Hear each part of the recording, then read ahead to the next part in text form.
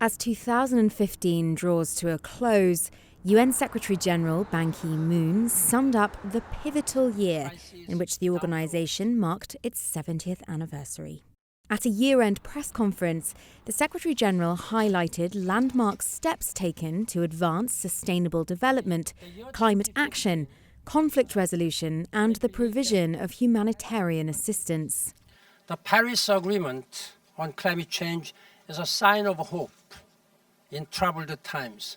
It is a triumph for multilateralism that shows the United Nations delivering results the world desperately needs. Citing the epic flows of refugees and migrants in 2015, the Secretary-General called for a new global compact on human mobility and an end to demonization based on religion, ethnicity and country of origin.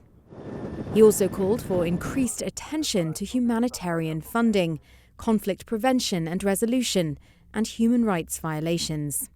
While noting the tentative progress of diplomacy in conflicts in Libya, Yemen and Syria, he also urged action to tackle issues such as extremist violence, the worsening situation in Burundi and instability in South Sudan. And he called the 2030 Agenda for Sustainable Development, adopted in September by member states, the overarching guide for a future that leaves no one behind.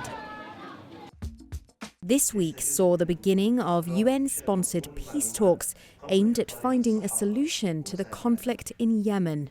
At the start of the talks in Switzerland, Ismail Ould Sheikh Ahmed, the UN Special Envoy for Yemen, urged parties to also respect a ceasefire, which began with the opening of the talks. Today, you are the decision makers, and before you lie the historical responsibility, are you going to abandon Yemen and its people and lead the country into further violence and slaughter, or are you going to put Yemen first? The conflict has taken a heavy toll on Yemen's civilian population, which has been left with no access to even the basic necessities for survival.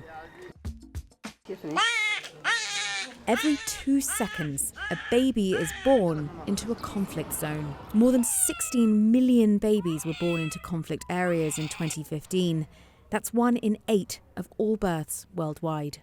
More than 200,000 children applied for asylum in European Union countries in the first 9 months of 2015, adding to the 30 million children across the globe who were forced out of their homes last year by war, violence and persecution.